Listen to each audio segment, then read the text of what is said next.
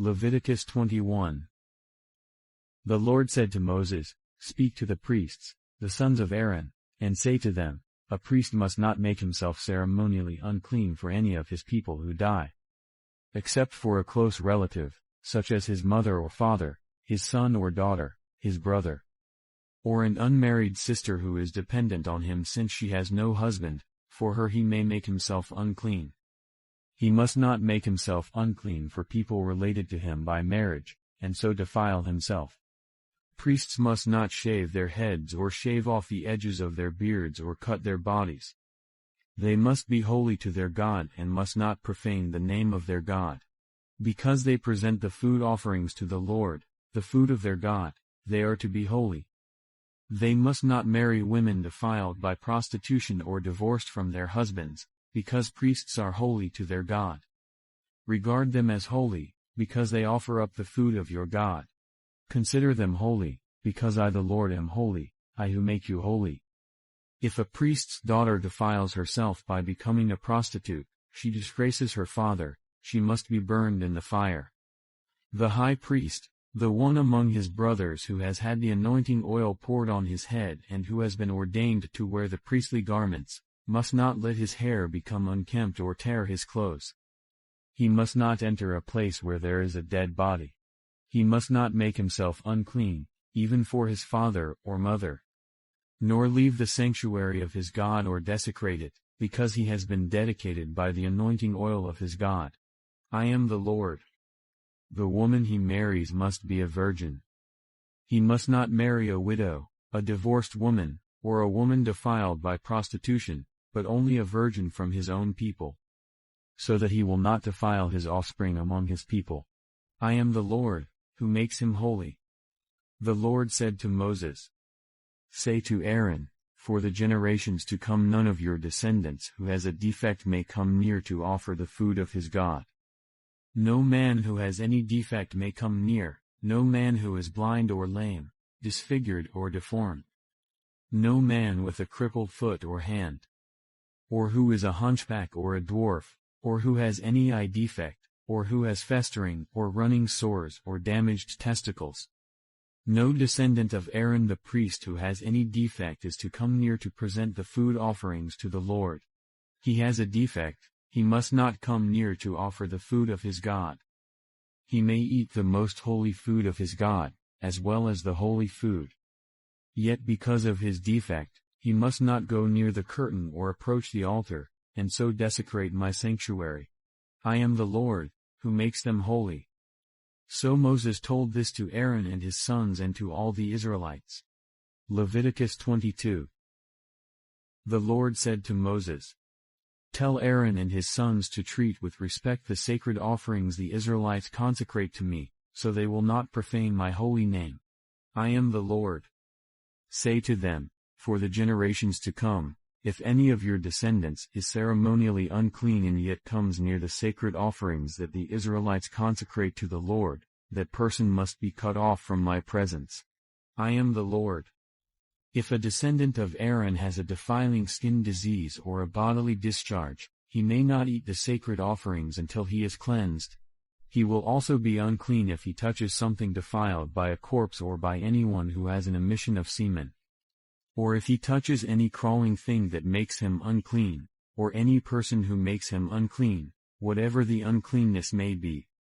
The one who touches any such thing will be unclean till evening. He must not eat any of the sacred offerings unless he has bathed himself with water. When the sun goes down, he will be clean, and after that he may eat the sacred offerings, for they are his food.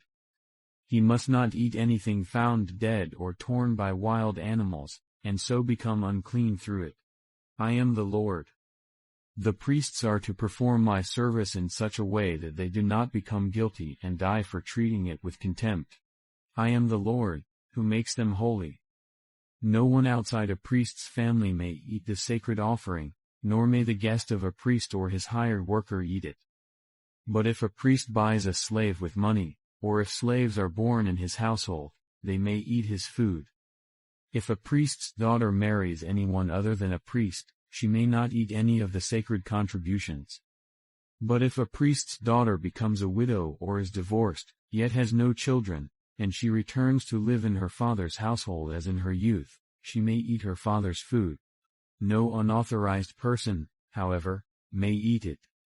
Anyone who eats a sacred offering by mistake must make restitution to the priest for the offering and add a fifth of the value to it. The priests must not desecrate the sacred offerings the Israelites present to the Lord, by allowing them to eat the sacred offerings and so bring upon them guilt requiring payment. I am the Lord, who makes them holy.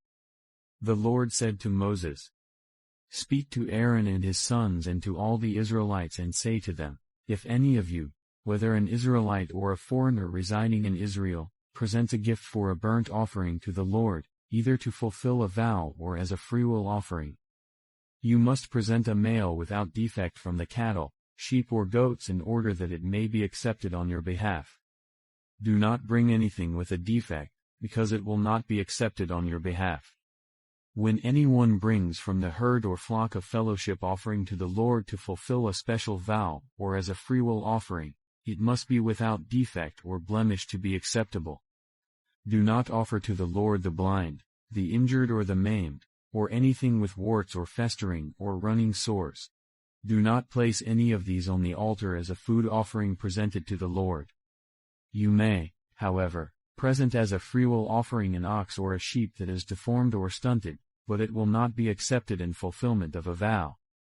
You must not offer to the Lord an animal whose testicles are bruised, crushed, torn or cut. You must not do this in your own land. And you must not accept such animals from the hand of a foreigner and offer them as the food of your God. They will not be accepted on your behalf, because they are deformed and have defects.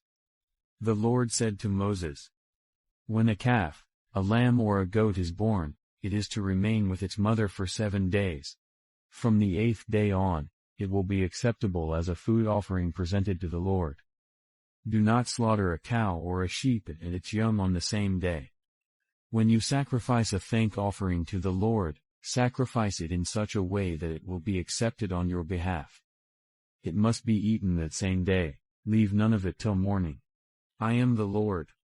Keep my commands and follow them. I am the Lord. Do not profane my holy name, for I must be acknowledged as holy by the Israelites. I am the Lord, who made you holy, and who brought you out of Egypt to be your God. I am the Lord. How abundant are the good things that you have stored up for those who fear you, that you bestow in the sight of all, on those who take refuge in you. In the shelter of your presence you hide them from all human intrigues, you keep them safe in your dwelling from accusing tongues. Praise be to the Lord, for he showed me the wonders of his love when I was in a city under siege. In my alarm I said, I am cut off from your sight. Yet you heard my cry for mercy when I called to you for help. Love the Lord, all his faithful people. The Lord preserves those who are true to him, but the proud he pays back in full. Be strong and take heart, all you who hope in the Lord. Mark 15. Very early in the morning, the chief priests, with the elders, the teachers of the law and the whole Sanhedrin, made their plans. So they bound Jesus, led him away and handed him over to Pilate. Are you the king of the Jews? Asked Pilate. You have said so, Jesus replied. The chief priests accused him of many things. So again Pilate asked him, aren't you going to answer? See how many things they are accusing you of. But Jesus still made no reply, and Pilate was amazed. Now it was the custom at the festival to release a prisoner whom the people requested. A man called Barabbas was in prison with the insurrectionists who had committed murder in the uprising. The crowd came up and asked Pilate to do for them what he usually did. Do you want me to release to you the king of the Jews? Asked Pilate. Knowing it was out of self-interest that the chief priests had handed Jesus over to him. But the chief priests stirred up the crowd to have Pilate release Barabbas instead. What shall I do, then, with the one you call the king of the Jews? Pilate asked them. Crucify him. They shouted. Why? "What crime has he committed?" asked Pilate. But they shouted all the louder, "Crucify him!"